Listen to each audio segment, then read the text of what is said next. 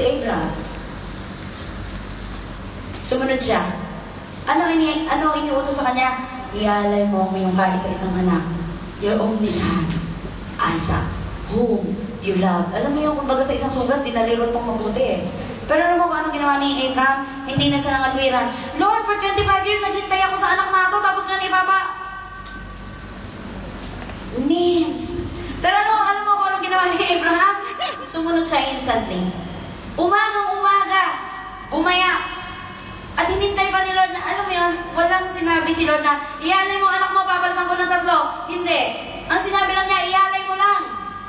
At alam ba, hinintay pa na. Sasaksakin na, nakagapos na po. Diba? Slow motion si Abraham. Pero kung sumunod siya, naghihintay siya ng himala eh. Kasi bago sila pumanig sa bundok, anong sabi niya? Sabi ni Isaac, Dad, here's the fire, here are the woods, but where is the burnt offering? Ano sabi ni Abraham? My son, our God will provide. Diba? Yun ang pananampalataya ni Abraham. Kaya nung sasaksakinan niya, there it is. Yung ram na nakasabit sa puno. Pero, gusto munang mapatunayan ni Lord kung susunod ka. Eto yun. You will never know what you really believe unless you are put to the test. And you must pass the test. Maraming tao kaya walang natatanggap because they doesn't know how to behave when they are under trials. When you are under trials, how do you behave? Magrereklamo ka? Magdadabog? Magbabasag? O susunod ka na lang kay Lord? Amen? Hello? Meron ka bang hindi mo marisip-isip? Baka naman dapog tayo ng dapog pagka inuutosan tayo ni Lord na hindi natin gusto inuutos niya. So learn to behave right. Amen? Malalaman ni Lord ang iyong pinananampalatayanan kapag inilagay ka sa test kung talaga nananampalataya ka. So pangalawa, those people who fear the Lord will obey even if it doesn't make sense. Ano yung walang sense? Inutusan ni Lord si Noah na gumawa ng arko. Bakit? Babaha. 40 days and 40 nights. Noong mga panahon ni Noah, wala pa pong ulan. Hindi nga niya alam kung ano baha at hindi rin niya alam kung ano ulan. Ang lupa ay dinidiligan lamang ng mga ilog na nakapaligid. Maraming ilog. So noon, hindi pa niya alam ang baha. Pero ano ba? Because he know that God is the head. Si Lord, meron siyang fear of God. Si Noah, meron siyang fear of God. Anong ginawa niya? Sumunod siya. Mahirap gumawa ng arko. Napakalaki. Sino lang katulong niya? Yung mga anak niya. Di ba? Ano ginawa ni Noah? Sumunod. People who fear the Lord will obey even if it doesn't make sense. Tayo, yung pag-process natin yan, parang walang sense. Hindi nga, parang walang sense. Bumalik sa TMA, pinapakorek lahat. Tinapos naman ni Joe ang kagabi. Ewan ko lang kung natapos ng tama. Pero alam mo, parang walang sense. Kasi, kulang na sa time. Pero mga kapatid ko, obedience. God will know if you have a fear of God. If you will obey, even if it doesn't make sense. Amen? Pangatlo, people who have fear of God will obey even if it hurts. Kahit nasasaktan pa. Lord, ayaw kong iwan itong lalaki ito. Mahal ko po siya. Pinapataiwan na nga ni Lord sa'yo eh. Amen? Even if it hurts. Si Esther, Reyna, na asawa ni King Artaxerxes. Iba pa yung Alcacercer. King Artaxerxes. Ngayon, kahit reyna siya, mga kapatid ko, wala sa kapangyarihan sapagkat may kapangyarihan ng iyong hari. At hindi siya pwedeng humarap sa hari unless na pinapatawag siya. Amen? Ngayon, bakit kailangan humarap ni Reyna Esther sa hari? Because nagpagawa ng decree na papatayin lahat ng Hudyo. At si Esther lang ang may kapangyarihan para mabali yung kautusan na yun. Sino ang masamang taong to? Si Haman. Walang ginagawa kundi gumawa ng masama, di ba? Para sa mga Hudyo. At ngayon, sabi ni Esther, okay, mamatayin ako, harap ako sa hari, alang-alang sa aking mga kababayan. She obeyed. Ano gusto ng Panginoon? Kaya pala inilagay siya ni Lord sa position as will. Kasi isang araw,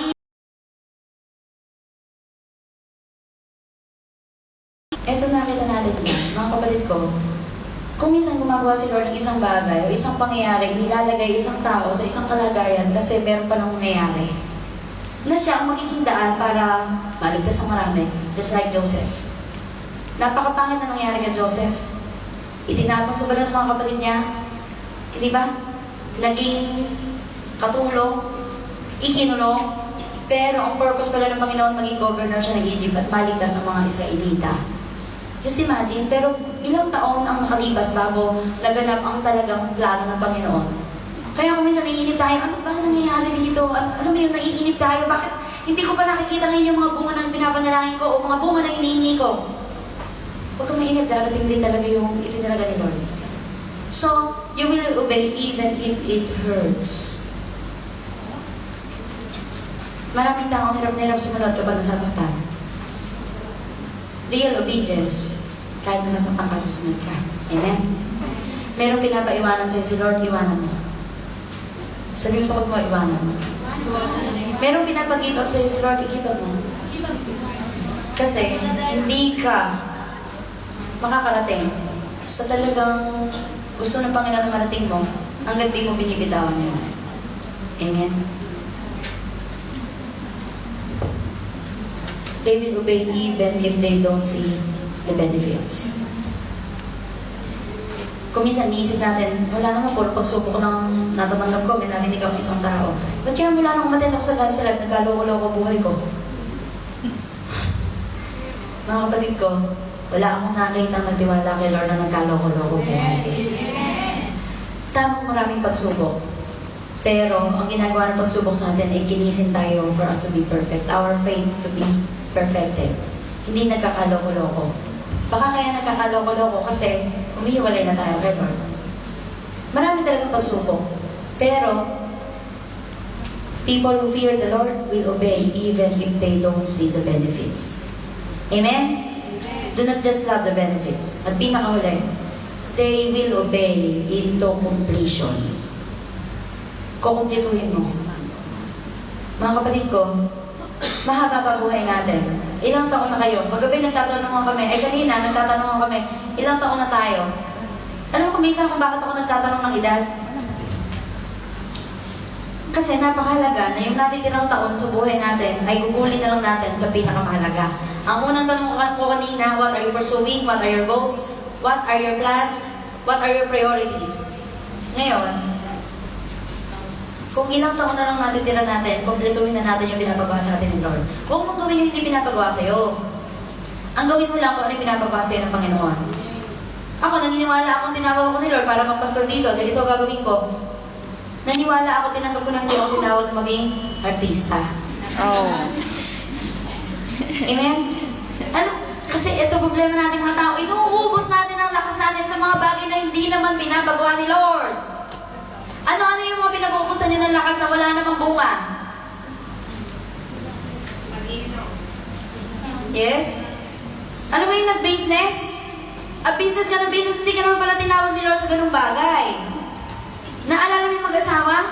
Nag-aalaga ng manok. Laging binabahay yung lugar nila. Sige, bili na naman ng bilihin ng manok. Bili na naman ng mga sisiw. Binaha, patay ang mga manok.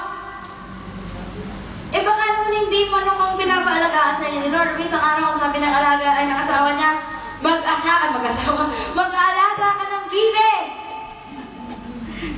Yung bibe hindi nalulunod sa bahay.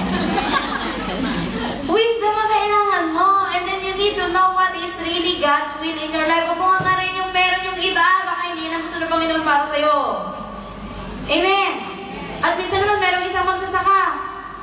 Habang nahihirapan siya magbungkal ng lupa, ayoko na magbungkal ng lupa, nangingitim ako. Umiitim ang balat ko. Ayoko magbungkal ng lupa. At napatingin siya sa langit habang nananalangin siya. Nakita niya, PC. Yung ulap na korting PC. Sabi niya, naku, ang ibig sabihin na to, preach Christ. Nag-resign siya sa paghahalaman. Umalis siya sa pagiging farmer. At nasimula siya ng church. Kasi ang sabi niya, PC, preach Christ. Diba? Nag-preach siya. Preach Christ. Pinipraise siya, ba't wala kang mga miyembro? Wala siyang nawibwib. Wala talaga. Kaya isang araw sa kanya panulumo, Lord, ano ba talaga? Hindi ba ang sabi mo sa akin, praise Christ? Pero mo sabi sa kanya ni Lord, plant kamote.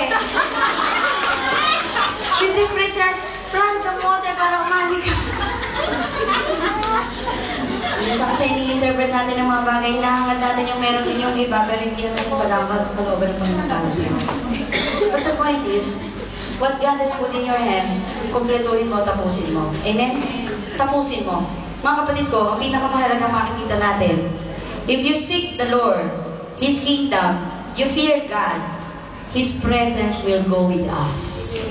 Matthew 28, ano sinabi doon, di ba? And lo, I am with you even to the ends of the age. Even to the end of the age. Kailan mag-e-end ang age? Hindi natin alam, pero kasama natin si Lord, tiyak yun. Hindi siya nawawala, lagi siyang nandyan. So, si Moises, nung sila ay naglalakad na sa ilang, alam ba kung ano sabi niya? Lord, sabihin mo sa akin kung sino sasama sa amin sa journey na ito. Kasi mas gugustuhin ko pa na hindi tumuloy kaysa naman sa malaman kung hindi ka namin kasama. Itong irony. Si Moises lumaki sa Egypt. Merong mataas na pinag-aralan, lumaki siya na anak ng Paraon. At kung tutusin, siya ay apo ng Paraon. Ano ang meron sa Egypt? Lahat ng kayamanan ng panahon ng Paraon, ng time na yon, sila ang pinakamakapangyarihan, pinakamayaman, lahat nasa kanila, power, authority. Yun si Moises. Pero nung tinapos ni Lord si Moises, anong ginawa ni Moises? Iniwan niya ang kanyang pagiging apo ng Paraon at sumunod siya kay Lord saan? Sa ilang, para magpastor doon ng mga tupa. Dahil sumusunod siya at gusto niyang sumunod into completion, pansinin na natin ng mga Israelita. Ano naging buhay nila sa Israel o sa Egypt? Slave. Naghihirap. Di ba? Alipin. Pinagagawa na higit sa kanilang kaya. At nung nasa ilang na sila, ano ginawa nila? Nung naghihirap na, babalik na lang kami sa Egypt. Alam niyo, ano pagkakaiba? Si Moises, lumaking may pera, lumaking maraming pagkain. At nung nandun na siya at sumusunod sa Panginoon, hindi niya pipiliin bumalik kasi alam niya kung saan siya pinapupunta ni Lord. It's not just the benefits, yung promise land, hindi talaga yon. Ano ba kung ano utos si Lord? Let my people go so that they will worship me. Ang destiny talaga ay to worship God. Not just to obtain the promised land. Seek first the kingdom of God. Ang iniisip ng iba kaagad, they do not seek the kingdom, they want the all these things shall be added unto you. Pero ang destiny pala na gusto ng Panginoon sa atin, to worship God. Let my people go so that they will worship me. Yun ang gusto ng Ama. Not just for them to go to the promised land and claim the land. Yun yung PS na lang yun sa destiny nila. So what is your destination? To worship God. Ngayon, mga kapatid ko, kung minsan kasi nakapokus tayo, benefits, mag-tithes ka, in-encourage natin ng mga tao, uy, alam ba, mag-tithes ako, nakabayad ako sa mga utang ko. I-arrange natin ang ating motives. Amen? Yes. Worship. Yun ang reason natin. Sabihin nga natin worship. Worship. So, we obey into completion because we want to worship God. We have a fear of God. So, nung sinabi ni Moses, if your presence doesn't go with us, we don't want to leave this place. Ang hirap lumakad kapag hindi natin kasama si Lord. Amen. Kaya ako din nalakad. May isang araw.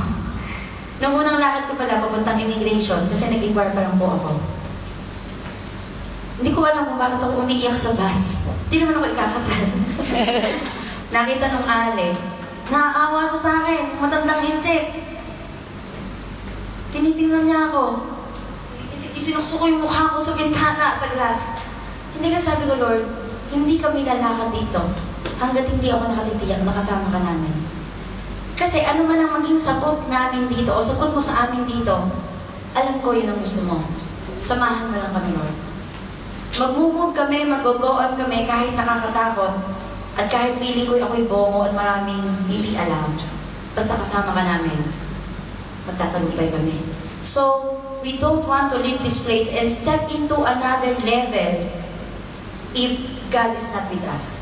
So anong pinakahigit na nanaisin natin sa buhay natin? The presence of the Lord. Fear the Lord. Seek first His kingdom. And then all these things shall be added unto us. Hallelujah. Sa oras na ito, tayo binungahin. Hallelujah, Lord. Panginoon, pinag-usapan namin ngayong umagang ito kung paano hanapin ang iyong kaharian. At nakita namin nakapanog dito katuwiran, kapayapaan at kagalakan. Sa oras na ito, O Diyos, lahat kami na malapit sa iyo.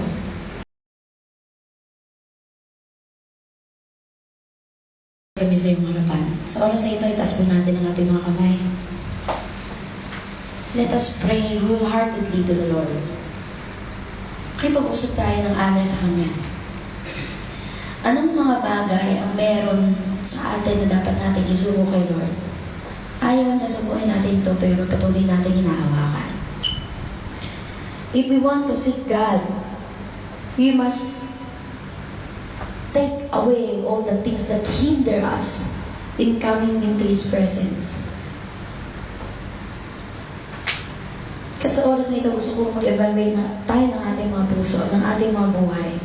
Anong mga bagay ang dapat mong isa-isang tabi na, itapon, ilayo, iwalay sa buhay mo para makita natin ang kagalatian at ang kaharian ng Diyos. Be wise. Nais ng Diyos palayain tayong lahat. Nais ng Diyos makamtan natin ang pinakamabuting bagay. Yung lahat ng bagay na ito na idadagdag sa atin, gusto na Lord idagdag. Pero ang tanong, are we open to receive all these things? Are we willing to give up all those things to receive the greater things from God? Mga kapatid ko, naghahanda si Lord ng pinakamabuting bagay para sa iyo. But the question is, are you willing to give up all those things that God wants you to give up? Are you willing to obey? Are we willing to obey Him even if it doesn't make sense? Even if we have no benefits? Even if nahihirapan tayo? Even if it hurts? Kahit nasasaktan ka, susunod ka ba sa Panginoon? Mga kapatid ko, ito ang kalooban ni Lord. To give Him, for us to give Him all that we have. All that we are for His glory.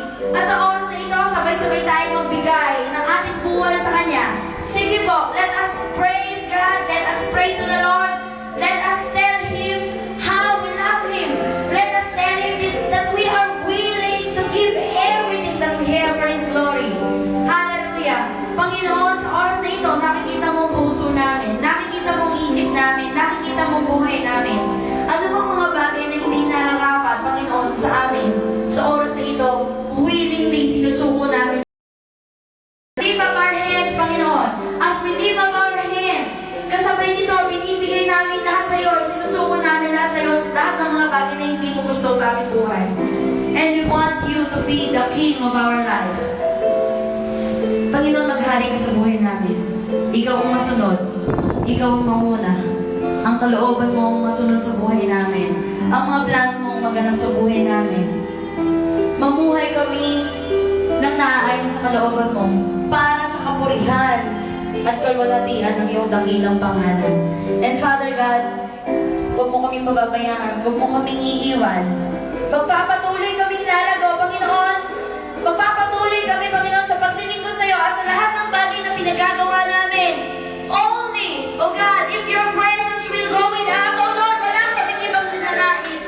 Kundi ang kalooban mo, laging manahan sa amin. Ang presensya mo, laging mamuna sa amin. Because in your presence, O God, nandun ang katagumpayan. Nandun lahat, Panginoon, ng magaganap ang pinakamabuti, ang pinakamahalaga, ang pinakamaganda para sa amin. Kung kasama ka namin. So Lord, be with us. Lead us, Lord. Hallelujah. Salamat sa iyo, O Diyos. Let your presence always lead us. Let your presence always guide us. Let your presence always fill us. Lagi matipero sa puso namin, Panginoon, yung banal na pagkatakot sa iyo. These years, O Lord, dinededicate namin sa iyo. Wala kang matagpuang anumang bagay na makakapagpalungkot sa iyo. Ang church na ito, Panginoon, wala kami ibang nais, kundi mabigyan ka namin ng hitik, ng papuri, ng kagalakan sa iyong puso. Salamat, Lord. We worship you. We praise you, Lord. We glorify your name and we lift up your name. Palakpakan mo natin siya. Hallelujah. Salamat sa iyo, Panginoon. We love you, O God. Kaya mo sa buhay namin, wala kami ibang maipakita sa iyo kundi ang aming totoong pagmamahal at paglilingkod at pagdakila sa iyo. Salamat sa iyo, Panginoon. Ang lahat ng ito ay dalangin namin sa pangalan ng Jesus. Amen.